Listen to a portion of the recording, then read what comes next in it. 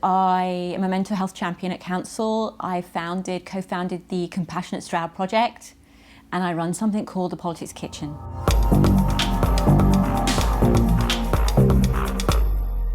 I was at a leadership conference on a research project for the Labour Party, and there in front of me was Professor Jem Bendell, and he was saying, my 8-year-old's future, my youngest child is 8, she may not have a full adulthood. And that was it. I held emergency meetings all that week with my closest political friends, and I jumped into Extinction Rebellion. There is this recognition that heart intelligence and an intelligence that's coming from our very souls, for that yearning, for the longing for change, needs to be part of our conversation. And the sacred ceremony was so successful beyond what we imagined in terms of the feedback we got. You know, people saying, well, I'm not religious, and actually at the beginning I was really worried about this thing called a sacred ceremony, but it was I really enjoyed it, and it changed everything for me. Our demands feel like the face of Extinction Rebellion, but the heart of Extinction Rebellion is so much more profound. It's about our very evolution, if there is to be one, for societal and planetary transformation. And what is that about? And we're the vision sensing holding group is about us feeling into that and giving us permission and gumption, chutzpah, to talk about love. We are all witness today to an extraordinary outpouring of love. That learning is only there when there's some kind of unity or peace that you've made, that you're not alone, that you're not separate, that you and I aren't actually separate. We have an individualism for sure, but we're not separate. That's an illusion. Right. So it's that work. It's taking activists into becoming activators. And that's what the world is calling for, and that's certainly what the planet is calling for.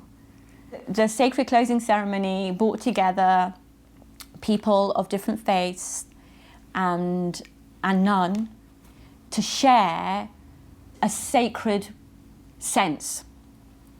And so we had Reverend Kate Stacey, who is a leader of 9 churches in Stroud. And we had a Buddhist monk, actually, and Amragita, who comes from a Buddhist background. We had Sarah from a Jewish background. We had myself. I'm from a Muslim, I'm a Sufi background. And there was a pagan piece as well there. We're going to plant these trees in the middle of Parliament Square.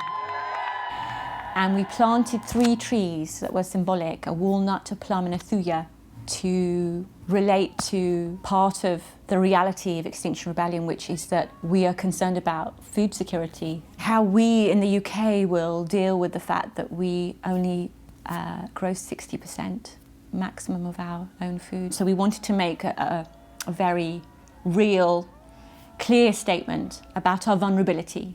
It was designed to be a beautiful experience more than any other kind of experience, and I think we achieved that.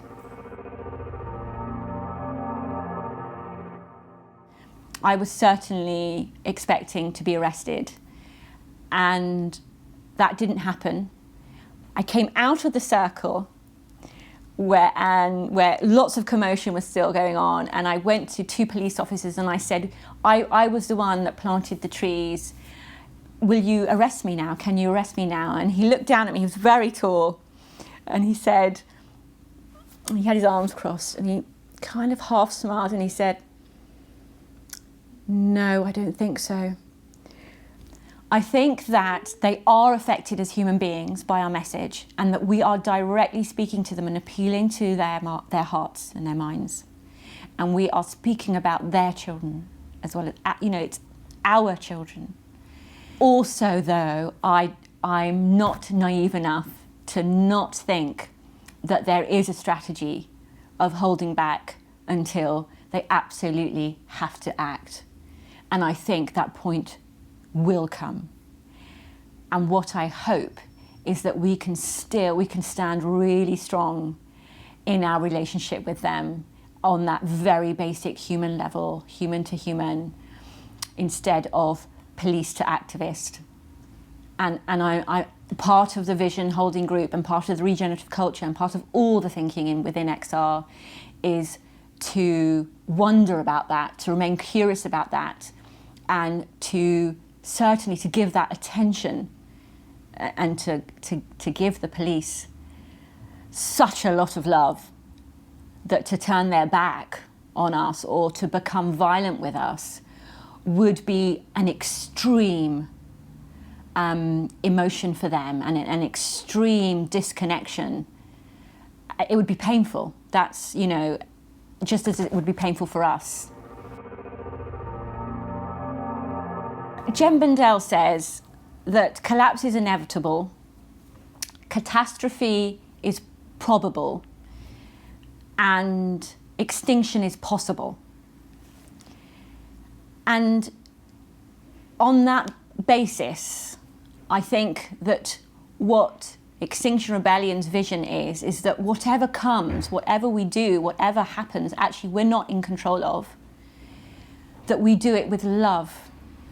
My friend Dave talks about the broken bus story, where you're on a bus, the bus breaks down, you've overheard on your bus journey people disagreeing about Brexit, but when the bus breaks down, you all go around, you get out of the bus, you all go around to the back and you push, or you ask the driver, what do you need? And it's that, I think the vision is that we sit on this broken bus and we put down that discomfort that sends us into separation, that sends us into them and us, you and me. I disagree, and we unite, we come together and we say, how are we going to get through collapse or catastrophe or even extinction? And so the vision, creating a vision around that, it's really important. What does that look like? What does that feel like? What tools do we need? What resilience do we need to build? What do we need to let go of? What do we need to restore? This is lots of what Jem talks about too, and we're having those conversations in Extinction Rebellion, and on a very practical level, but the basis is on that heart level again, because if you and I don't connect emotionally, we won't be able to find the solutions. There won't be any.